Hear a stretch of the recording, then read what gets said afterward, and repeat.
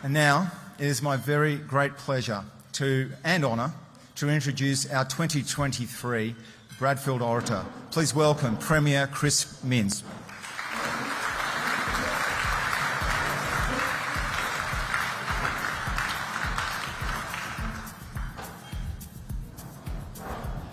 Well, thank you so much, Ben, to the editorial team and journalists of the Daily Telegraph, to the chair of the Bradfield Board of Governors, Tony Shepherd, to the former editor of the Telegraph who came up with the idea for this address 10 years ago, Paul Whittaker.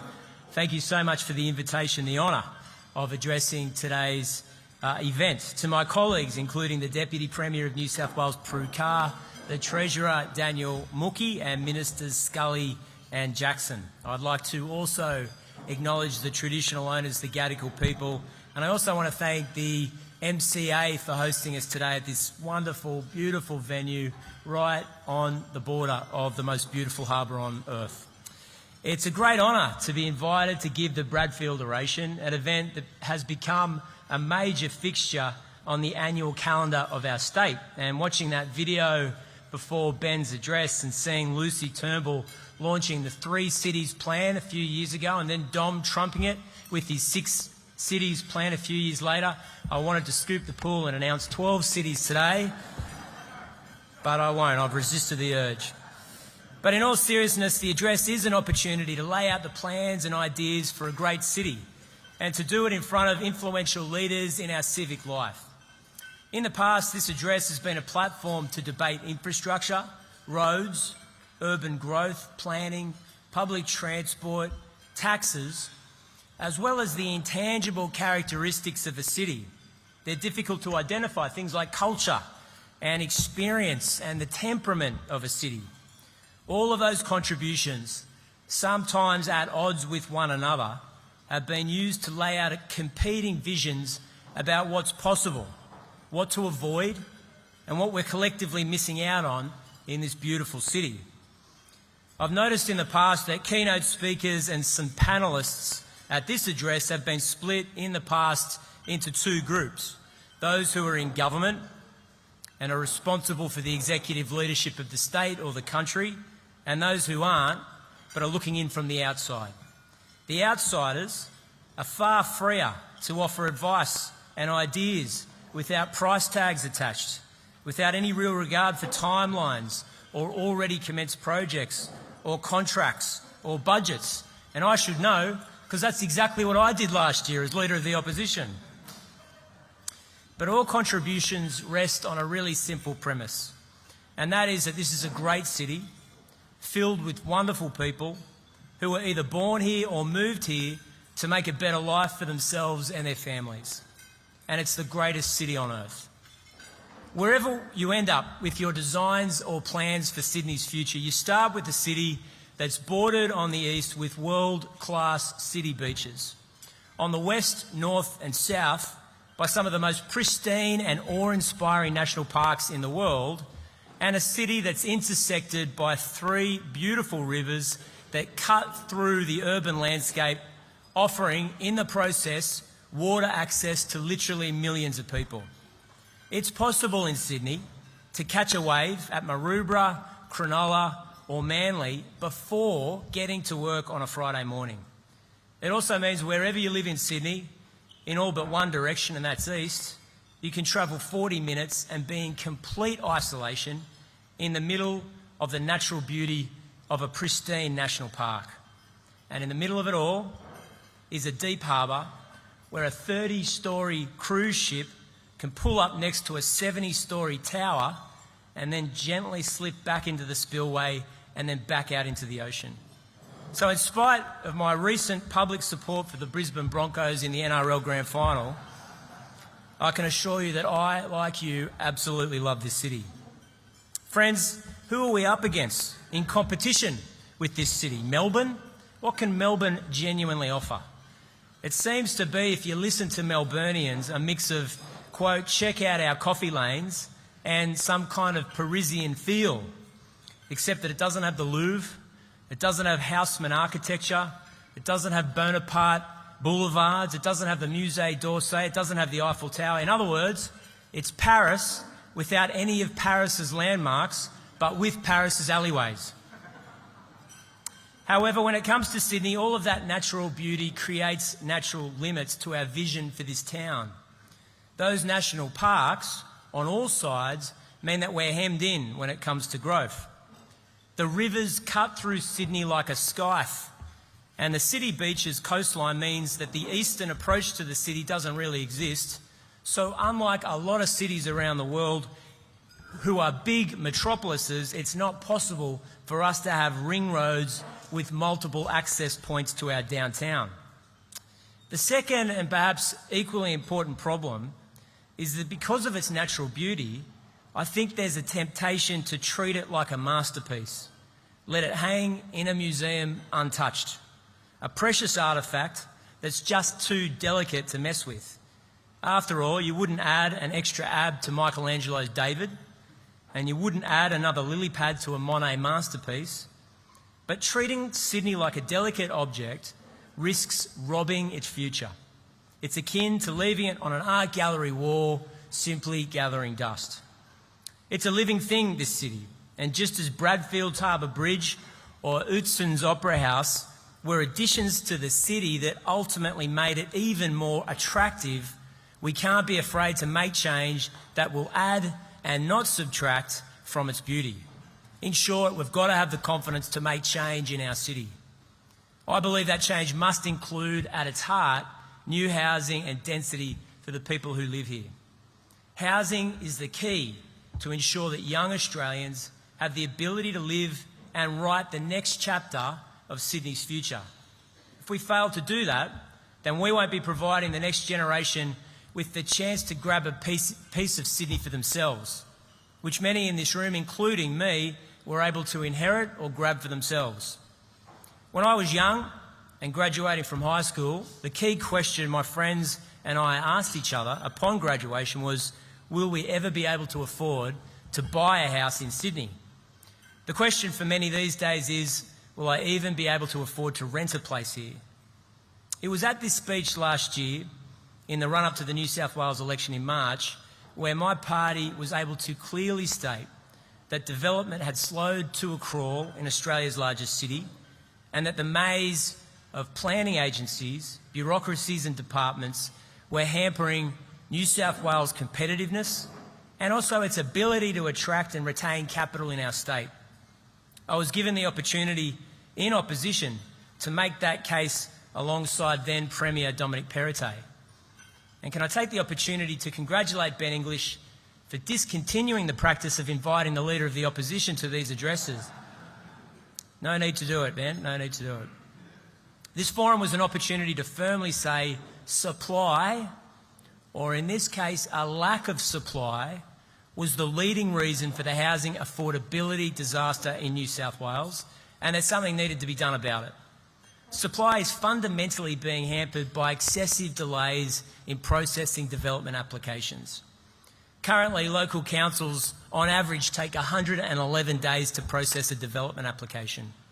Across councils this number varies, so Blacktown has got it down to 10 weeks to process an application, while Wallara and Georges River Council, it's currently over 200 days.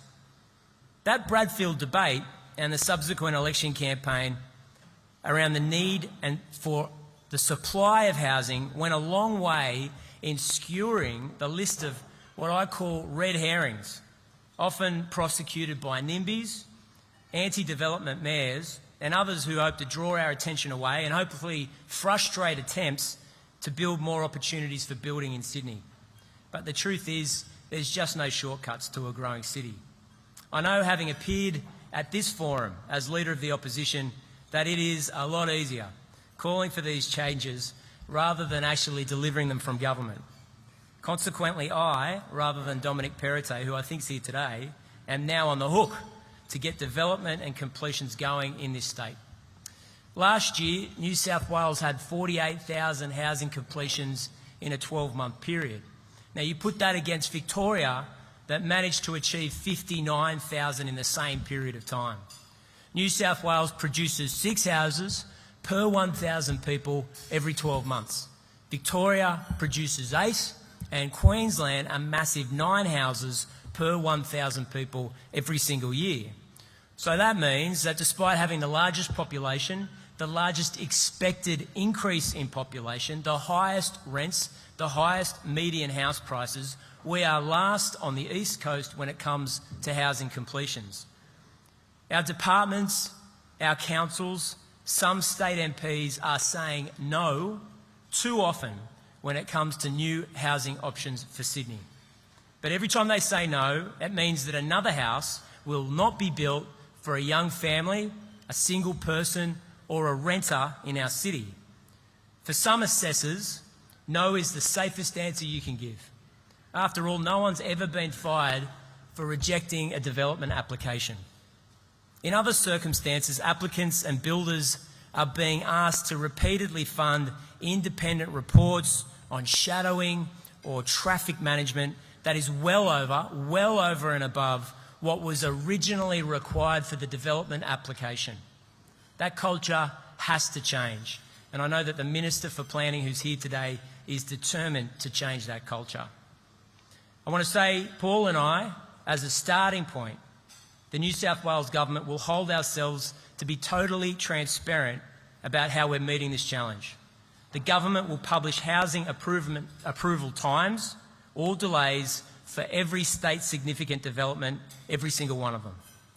We'll also centralise and publish the average number of days it takes for all councils to turn around a development application and make that easily readable for the Daily Telegraph and other media organisations. We'll publish housing completions in comparison to other states, a form of league table, so the citizens of New South Wales can track completions across borders and compare it to New South Wales. This will ensure that the public are aware of the progress that councils and the New South Wales Government are making when it comes to our goal of increased housing supply and cutting red tape. But perhaps more importantly, the Government will be aware that the community is also watching. I want this question to weigh on the shoulders of my ministers and senior public servants and senior mayors, and that is, will I say no to this development knowing that it will mean one less house for a young family to call Sydney home? In the coming period, the Government will publish plans for new housing zones that will allow greater uplift for infill development near major train stations and public transport hubs. These new housing zones will allow for greater height and more housing, and they'll be strategically located to allow Sydney to grow. However, not all of the housing required in New South Wales will come about as a result of high-rise or new housing estates on Sydney's fringe. There was once a thriving development that was oriented in the middle ring of suburbs, allowing more housing without the need for skyscrapers or traffic problems on local streets. These were classic Sydney terraces and 3- and 4-storey unit apartment blocks. They're also commonly referred as the missing middle of housing development. These projects, once common, have effectively been defined out of existence by years of planning and zoning restrictions from local mayors and councillors. And this is a fact. Only 2 of 32 local environment plans across Sydney currently allow for terraces and 2-storey unit blocks in areas zoned for low-density residential. 2 out of 32. Now, this type of building is essential if we're going to meet our housing targets, and it's been essential in the past in spurring development and allowing many first home buyers to purchase their very first property. It's also a great building option for small-scale builders to jump from working on freestanding residential houses to greater density dwellings without taking on the complexity and onerous nature of a big, tall residential tower. Now, the Building Commissioner, David Chandler, tells me we're desperate for this tier of developer to enter the market and start completing constructions.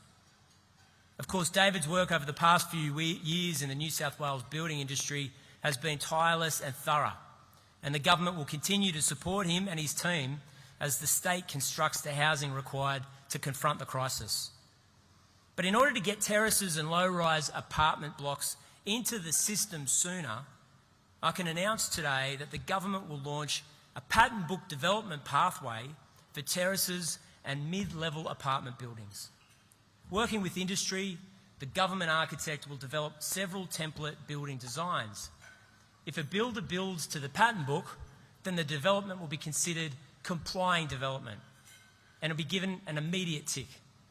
The patent book, the standard design, will offer ease of approval, ease of construction. It will limit bespoke drafting or architectural plans, and it will mean cheaper component parts, as manufacturers will supply specs to the book, knowing that there's a market that's already been created by the creation of this patent book. We must ensure that the patent that we choose, however, is beautiful, modern, and eventually beloved by Sydney-siders wherever they're built. And we also want to bring the community along.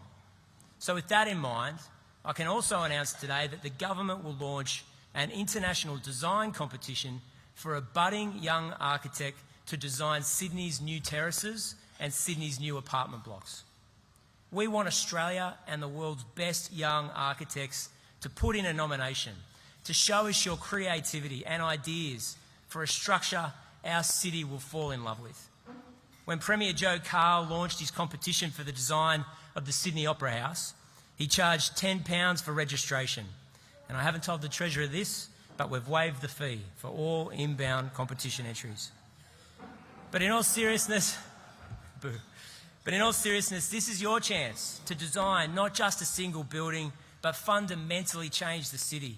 For a young architect, it's literally a once-in-a-lifetime opportunity. The winning designs will be part of the patent book.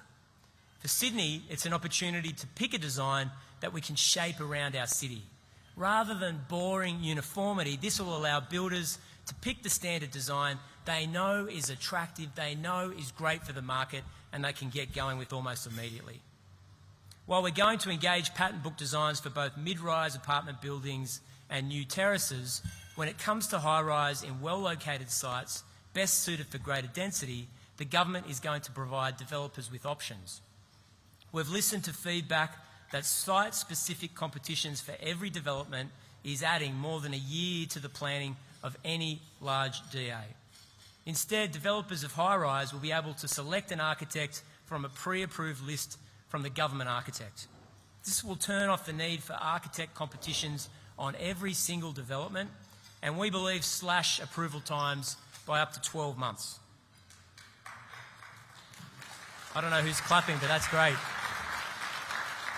So, it's not Ben, he's only got one hand, so. If we see in the new high-rise developments the design quality we're seeking, we'll consider this for all high-rise developments. I'll have more to say about these sites in the near future, but I want these kinds of measures to be my government's hallmark in addressing the housing crisis, slashing approval times and costs to get great results for the people of the state. The last several years, our great state has been hit with an unprecedented level of natural disasters. Across the Black Summer bushfires of 2019-2020 to the La Nina floods of 2021-22 to more than 30 residents of New South Wales lost their lives. New South Wales lost more than 8,000 homes directly to fire and flood during that period. Infrastructure losses totalled more than $4 billion. Now, experts tell us that with climate change, we can expect more, not less, extreme weather events over the coming years. That means more floods, more bushfires, more damaging storms, more extreme heat for Western Sydney and our regions. I need to tell you that in 2023, the total funding for fire and rescue was $1.1 billion, and that was just for a single year. The RFS, $800 million annually. The State Emergency Services, over $400 million. Funding for these three emergency services is 19% higher than it was in 2022 and a massive 75% bigger than it was in 2016. The New South Wales Treasury expects the cost of natural disasters to increase from $5 billion in 2020 to at least $16 billion in real dollars by 2060. So as you can see, these costs are astronomical and climbing, and are funded by the fact that New South Wales is the only state in Australia to fund its emergency services by taxing insurance. This tax on insurance means that our state has the second highest average rate of insurance for businesses and households after hurricane-prone Queensland. It represents a massive disincentive to taking out insurance. And at a time when the incidence of natural disasters is increasing and the costs of recovery are blowing out, this state has the highest proportion of uninsured homes of any jurisdiction in the country at 17.5%. To put that in perspective, Victoria's uninsured rate is just 11% and South Australia's single digits at 9%. The bottom line is this: we need households and businesses to take out insurance. When a natural disaster hits, put frankly, the state does not have the funds to fully ensure a city or a suburb is reconstructed without those businesses in that town taking out insurance. As bad as the situation is today, worryingly, 70% of households report that affordability is the main barrier to having adequate home insurance cover for their house, and 9% of households who are insured today intend on decreasing that insurance or getting rid of their policy altogether in the next 12 months. This state's tax on insurance throws up this perverse incentive whereby the tax on insurance becomes too expensive, therefore fewer people take out insurance, therefore the cost of insurance increases and is borne by an even smaller number of insurance holders who have to pay more. And then the cycle is repeated over and over again. The situation is also bad for business. According to Business New South Wales, with their business conditions survey in May, the cost of insurance is the number one concern, for businesses in New South Wales today. The reason for that is the cost is 14% up over the last 12 months, which is nearly triple the rate of inflation, faster than both energy and housing. Now, there's a well-known joke about a tourist in Ireland who asks one of the locals for directions to Dublin, and the Irishman replies, "Well, sir, if I were you, I wouldn't start from here." So we're determined to do something about it, notwithstanding the fact that this is where we are. I can announce today that the government will remove the emergency service levy from insurance and apply it instead to property in the state. This is in recognition that natural disasters affect everyone in New South Wales, and there's a collective benefit in having fully funded, well-prepared, well-resourced emergency services. The New South Wales Treasurer, Daniel Mookie, will lead consultation with industry and stakeholders on this important reform, and we will, of course, ensure adequate time to design the system that is both fair and workable. But the changes will have the following principles. Number one, there will be an insurance monitor established to ensure that those insurance companies, do not keep insurance high once the tax has been removed, and heavy penalties will apply to any that do. The state will not collect a single extra dollar as a result of the changes. It will be completely revenue neutral. We'll learn from the mistakes of the previous government's attempts at this reform and ensure that we're investigating all potential methods of measuring the value of a property, not just the unimproved value of the land. And like other states, there will be protections inserted for pensioners who may not currently pay insurance on their property. Until this model has been finalised, I can't give an exact figure on how much a typical family will benefit as a result of this change, other than to say a mortgage holder, and a mortgage holder must take out insurance as a condition of their loan, will pay less under these changes. And we believe this is fair for households, and we believe it's good for businesses. After all, fire engines turn up to your address whether or not you've taken out insurance, as it should. And the government completely understands that it's not as if anyone has elected to opt out of paying for fire protection. But with more natural disasters on the way, we need a sustainable model that can have us prepared for an uncertain future, prepare us for increased business investment and opportunities for Australian firms, firms from interstate and businesses from around the world who we want to do business right here in New South Wales. Friends, two nights ago, I had dinner with Erez, the owner of Shaffa Restaurant in Surrey Hills. You may have read about his restaurant in the media. Someone spread and sprayed horrific anti-Semitic graffiti on the front of his bar. Erez is an amazing man. He moved to this country from Israel 8 years ago. He's got an Argentinian wife, Clara, and a beautiful young boy named Timo. He put his life savings into that restaurant, as well as his heart and soul and every available working minute. It's a remarkable thing to see someone put everything they've got into a business on the other side of the world. But that's exactly the kind of people we attract to this beautiful city. Two things struck me about my conversation with Erez.